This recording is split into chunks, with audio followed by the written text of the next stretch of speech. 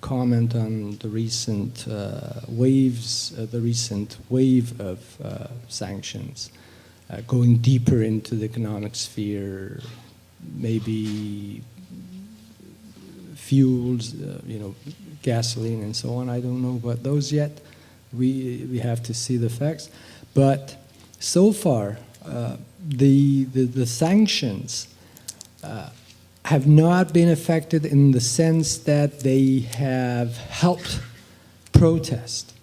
And the reason is, always, whenever I want to think and comment on those sanctions, I always think of whether I can disentangle, whether I can make a distinction between the interests that are the political, international, power-related interests, regional power arrangement interests behind those sanctions, and the political rhetoric that accompanies them. If I can, then I can say, well, they might be effective or not. So far, not even in one instance, I have been able to make that distinction. And because those sanctions are there to address those larger concerns, security regional concerns, they are not really directed to do anything with the protest, I think, the democratic movement in Iran. So far, they have been there to address concerns that are not necessarily the concerns of the Green Movement or any democratic force in Iran. They can be harsher or lighter depending on how the Iranian government responds vis-a-vis the crisis, the situation in Afghanistan, Iraq, relations with China and Russia, and the nuclear issue. So those sanctions, I always study them at that level. I think they have there's no real concern connecting those sanctions to the democratic movement in Iran. So it depends what you mean by effective. Charlie. Thanks. I'd like to make three quick points in response to some of the comments and observations. First, having to do with the legacy of the revolution. I was overgeneralizing, and I think the commenter made a great point that there is extreme contestation within the Green Movement about whether to claim the legacy of the Islamic Revolution and reinstate the original values of that revolution, or to wipe away the revolution entirely and go to some, not to go back to the monarchy, but to go to some other system of government. If the Greens were actually offered some sort of transitional brokered arrangement, I think those divisions will come to the fore more clearly. Second point has to do with outside assistance to the Green Movement in Iran, both from governments and, as one person asked, from philanthropic and private organizations. I think there is a role for all of these, but you have to tread carefully and respond to the requests of people one trusts in Iran, because there's a danger that too much open embracing of the opposition in Iran is going to make the opposition look bad to other Iranians. That's something that the Green Movement has expressed on a number of occasions over the last year, and I think that's the main reason that we've seen the Obama administration tread quite carefully in its treatment of events in Iran.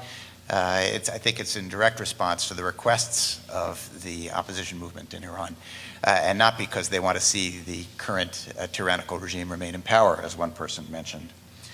The third point has to do with optimism and pessimism. Is a revolution about to occur, or is it not about to occur?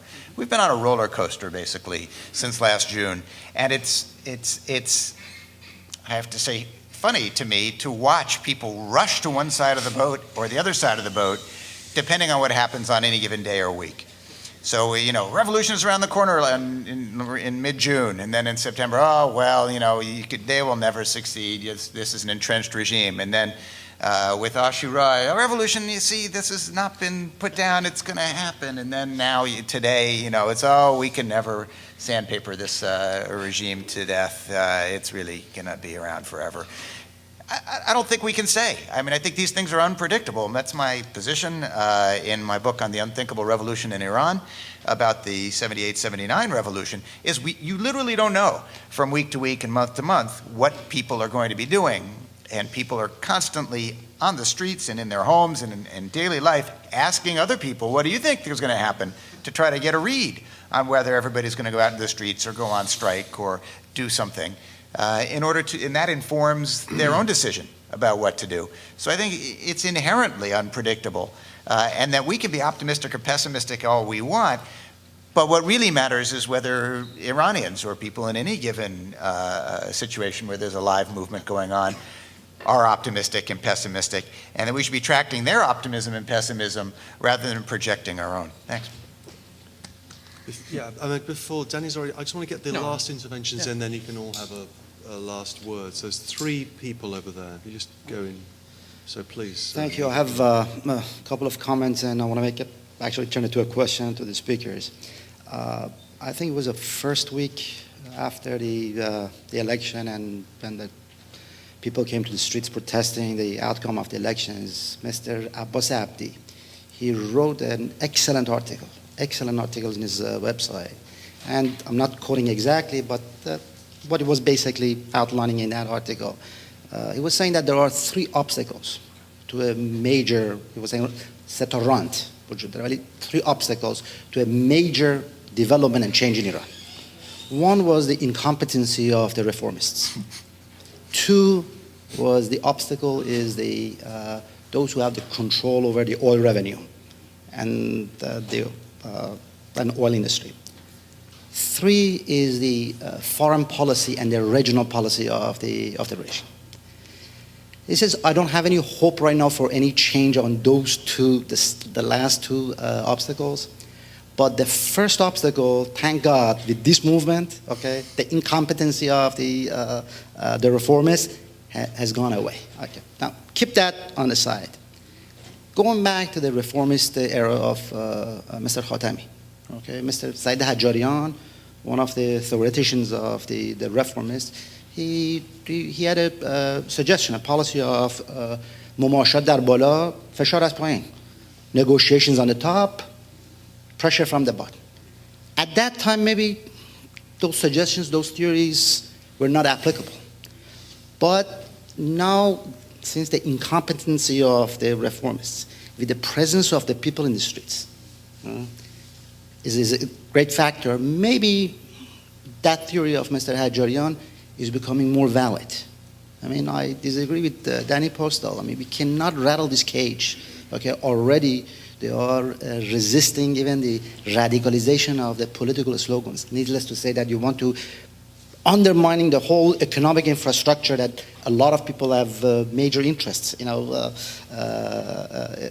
economy and economic interests of the country. So to be more, I think, realistic, is the step-by-step approach is more crucial to the success of this green movement, whether we want to call it revolution or reform, whatever it is. And radicalization is definitely will cause a defeat of such a movement. And I still believe that, the weakest link of this regime is Mr. Ahmadinejad. He's the weakest link of this chain.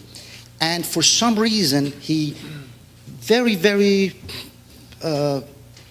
he has been able to hide himself right now behind Mr. Khamenei. And nobody's talking about him anymore. He's not an issue.